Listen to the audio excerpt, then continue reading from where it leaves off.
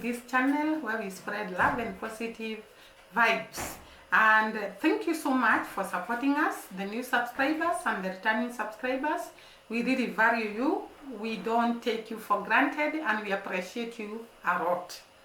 Now, today's video, I'm going to highlight something I saw in social media about these two England gentlemen who are a couple, an LGBTQ couple, and they visited Jamaica. I'm not very sure whether it was a honeymoon visit or to them, they say it was a honeymoon visit. So they had gone to Jamaica to visit on a honeymoon. And first of all, they are saying they had several options of either going to Jamaica or going to Africa. They specifically talked about their desire, since they are black couple, they wanted to go to Africa or to the Caribbean. And therefore they selected Jamaica to go there. And I want to say there is something that this couple would have first investigated. I think they didn't get their information right on how Jamaicans respond to the same-sex couple. And therefore, on arriving to Jamaica, according to them, they were not well treated and they want people not to go to Jamaica, which is actually, I would call it a sabotage to the tourism industry of Jamaica. Because first of all, this couple would have investigated on the cultural beliefs of the people of Jamaica. They would have also investigated on the traditions of the people of Jamaica. And they would have investigated the laws governing LGBTQ cases in Jamaica. Because according to the law of Jamaica, LGBTQ is not allowed. And first of all, this couple was from England. And remember guys, the British people were the colonial masters of Jamaica. And it is so ironical because the British people left this law in Jamaica, the law prohibiting the practice of LGBTQ in Jamaica. Actually, by the time the British were leaving Jamaica as the colonial masters, there was the Boogaloo Law. And the Boogaloo Law in Jamaica was there even during colonization period. The Boogaloo Law states, if someone is found practicing the kind of practice that these two gentlemen were practicing, you are supposed to be killed, according to the Boogaloo Law. And therefore the Boogaloo Law was there even when the British people were leaving Jamaica. And therefore these people would have known better the history of Jamaica and how LGBTQ is taken in Jamaica before going to Jamaica. Because you cannot go to a country that does not allow some things and you expect them to actually accommodate you and agree with you and entertain you, and yet their laws are against it. I'm not actually against them because they know better their practices, but in Jamaica specifically and in Africa, it is abomination to practice that. It's not allowed. It's against the law. It's against the culture. It's against the traditions of the African people and the Jamaican people specifically. And therefore, for this couple to come to Jamaica, they would have known it better that this is not something that is entertained, that is practiced, that is allowed in the land of Jamaica. First of all, before I go too far, let us hear the two gentlemen and talking about how they were received. Actually, they talked about Jamaica and the beauty of Jamaica and the beaches, the great beaches of Jamaica. But in the end, they talked about how they were treated as an LGBTQ couple. So first listen to them and then I'll come back. Recently just had our 1-year anniversary trip to Jamaica, and as a disclaimer, don't go to Jamaica if you're of the same-sex couple. Now, to give a bit of background, we are black gay men currently living in London. We got married last year, and we decided that for our honeymoon, we did not want to go anywhere too expensive because we spent a lot on the wedding. So we have been saving and looking forward to this big, extravagant 1-year anniversary trip. And I feel so sad that we made a decision that was meant to be so beautiful, but turned into something that I would say that I wouldn't wish on anybody. We love traveling to African and Caribbean countries because we as African men have been raised in an African household with black parents, and we never had the sort of opportunity to travel to those countries growing up for holidays. So now we have the money, we travel to Western countries, but we like to get rooted and grounded in culture, traditions, experiencing new things. Yeah, we definitely want to travel to these countries to understand like what are the misconceptions versus what's the reality. Like, have you ever been to a country and you realize that like a lot of the assumptions you had about the country are completely different to what you experience? And I think that's part of traveling, learning about yourself, learning about other cultures.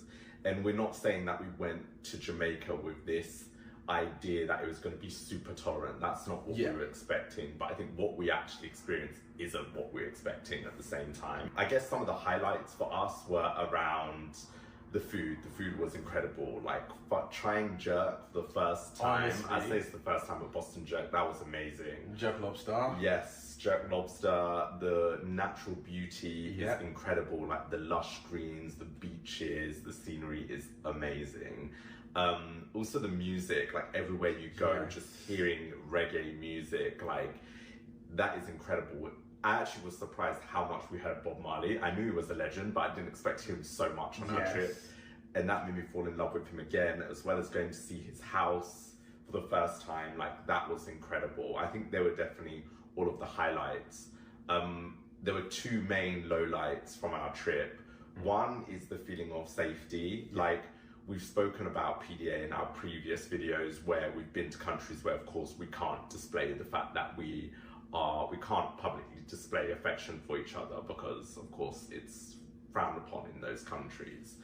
PDA, we didn't express any PDA really, other than I think I fed Tosin some like jerk lobster in one of the restaurants, but other than that we were very like hyper aware of the fact that we couldn't express ourselves from a PDA perspective. It wasn't even that, it was the hyper masculine energy that we had to carry ourselves around with, because we were in the streets and we were called homophobic slurs, and we called one of our friends who's Jamaican from the UK, and we said, is it what we're wearing? And we were looking around and the girls were dressing cunty as hell. Like they were dressing cunty, like string bears. So it wasn't how we were dressing, but he told us that was actually how we presented ourselves. Like this hype, we had to present ourselves with this hyper masculine, almost aggressive energy when we walked around in the streets. And for someone who hasn't grown up in Jamaica, and for someone who's actually, for a couple who's actually tried to actively unlearn how to carry ourselves around that way, it was very difficult for us to like slip into that character. But we had to try our best, because if not, like when we walked around, like the looks, the stares that we were getting, this feeling of not being welcome was like very clear, to the point that our driver on the last day actually told us that he was essentially protecting us the whole time that we were there, because people didn't want to drive us around because we were queer. On the second point, hospitality. The hospitality was not it, like not it at all. Shout out to AC Hotel though, Marriott. The hospitality there was really good. G-Jam was 50-50 depending on who you got. But generally when we stepped out, the hospitality was not good. And when it was, we were pleasantly surprised. We never stayed outside past 5 p.m. Every night we got back to the hotel, had dinner at the hotel. Even if we got food takeaway on the date in the daytime, we come back to the hotel. The only place we felt safe was in tourist spaces, like places that were popular, places that, and it's for us that was very unusual, because we like to explore the hidden gems, be at one with the locals. We experienced that in Ghana, we experienced that in Kenya. but this was different. I know we're saying all of this, but some of you might still be tempted to want to go to Jamaica, and you're LGBTQIA plus. So what we'll do is we'll do a vlog, give you an itinerary of every single thing we did while we're out there. I'll give you a breakdown of what our experience was, and give you a breakdown of areas and things you should be mindful of and be aware of. And then that way you can make the conscious decision. Make your own decision. Yeah. Which is something we wished we had seen or heard about before we booked this trip. It's such a shame because this was our first year anniversary and we made the sacrifice of not having a big honeymoon and waited a whole year for this moment, and it's sad. We hope that we can get to travel again this year and explore something new, experience something new that can make up for that. But it is what it is. You live and you learn, and yeah, it's not somewhere we'll be going to anytime soon. Yeah. So tell us about your experience as well in the comments if you're LGBTQIA plus and have traveled to Jamaica. Guys, I hope you have heard their complaint, and there is also a Jamaican that responded to them. Before we go to the Jamaican that responded to them, I want to highlight that there are some things that I had not even known about Jamaica, that this Jamaican man brought to our attention and to our understanding. And there is something that he said that actually made me feel very, very sad and very, very remorseful, because I didn't know that this is what was happening during the colonial time.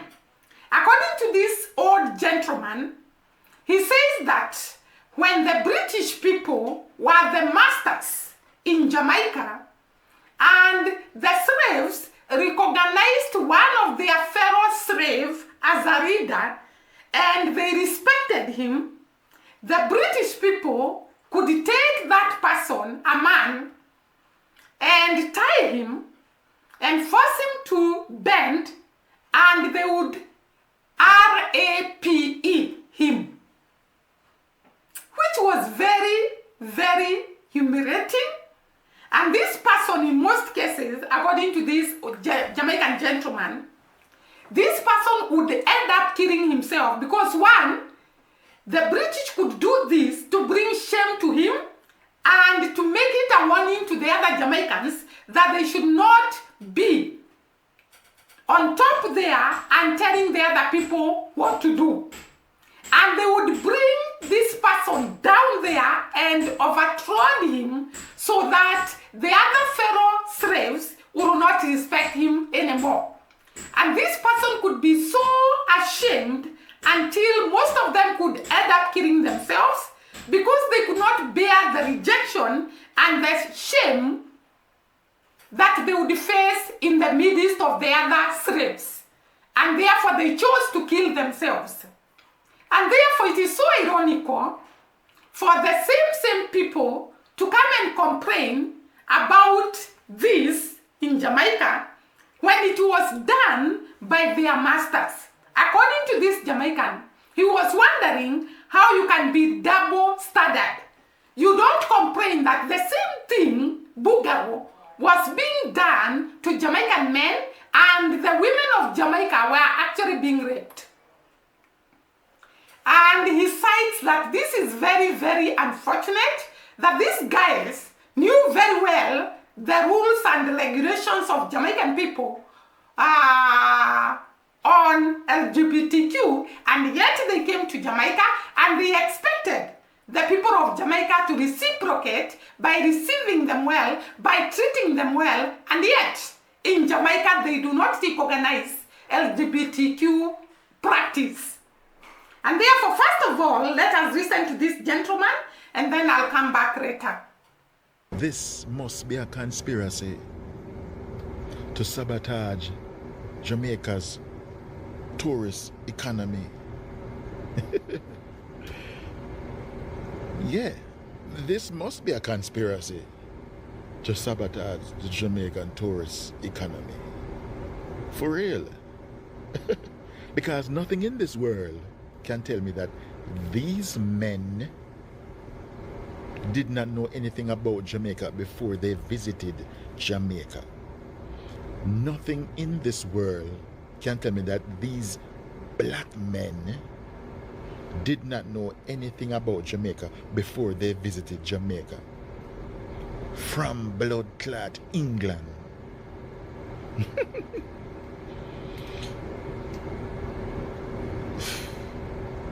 This must be a conspiracy to sabotage the Jamaican tourist economy. And the question is, who are you guys working for? See? Who are you guys working for? Because guess what?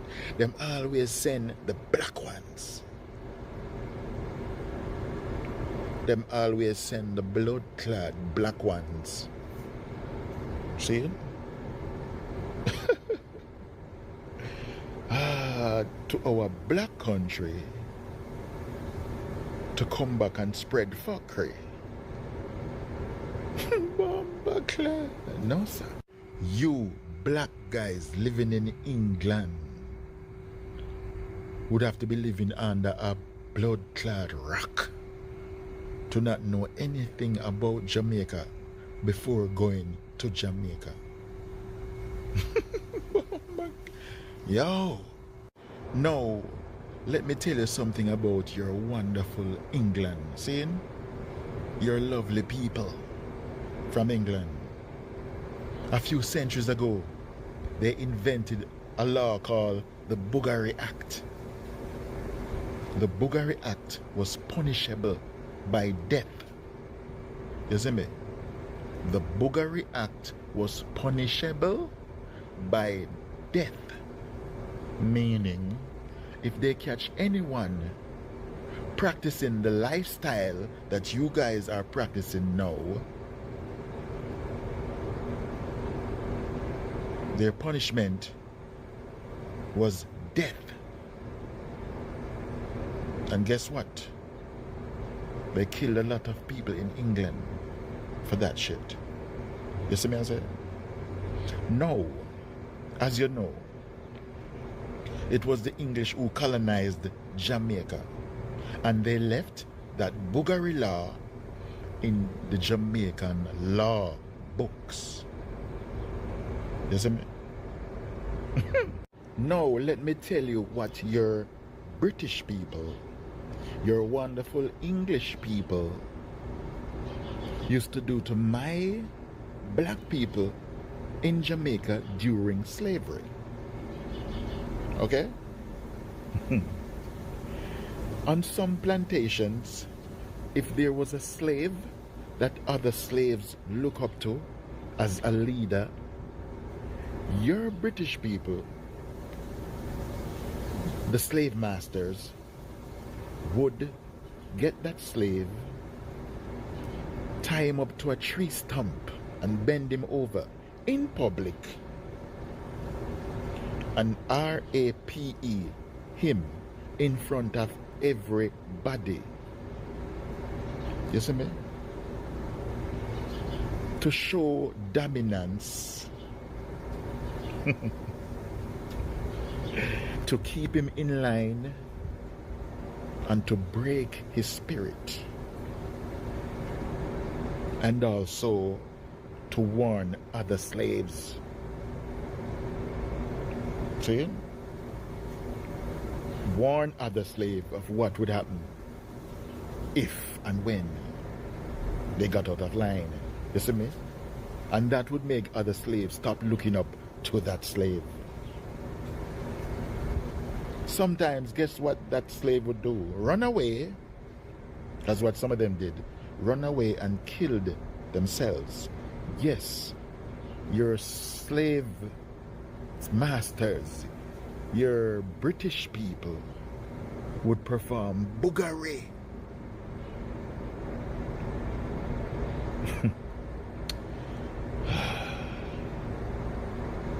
on the slaves. So they did not only rape the women, they performed buggery on the men. You see me? So, if we as Jamaicans cannot get over that for centuries or years now, You can't blame us. Blame your British people for that. And just leave us the fuck alone. That me a talk about. You see me? Now you have heard for yourself what this man actually narrates a story about the times of slavery and how people used to be treated so that you can be brought down and humiliated and made to look like you are nothing, so that the other slaves will reject you and you'll feel unwanted and end up killing yourself. So this gentleman, to come and complain about Jamaica and actually warn people against visiting Jamaica, it was uncalled for. It was very unfortunate, because from the beginning, they knew the stand of Jamaica concerning LGBTQ. They knew the laws of Jamaica concerning LGBTQ. Being the people that had colonized Jamaica, this habit was actually prohibited long before the end of slavery and the British people going back to their land.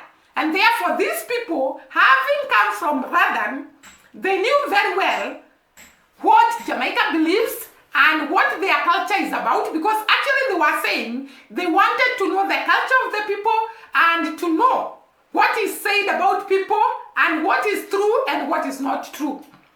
And if they wanted to know that, I think they would have gone to the history of the people of Jamaica and actually read about the beliefs and the practices of the people of Jamaica before visiting the island. And this way, they would have been informed well enough so that they don't feel mistreated or mishandled or all that. And they would have known better the feelings of the people of Jamaica and respect the feeling of the people of Jamaica and the beliefs of the people of Jamaica and the culture of the people of Jamaica. So actually, I would say they didn't do their investigations properly before landing in Jamaica. And it is uncalled for, it is unwanted to just want people not to come to Jamaica because of Jamaicans' beliefs and the culture and their traditions. That is very, very wrong. And that is all we have for today, guys. Thank you once more for watching us. See you during the next video. Bye-bye and God bless.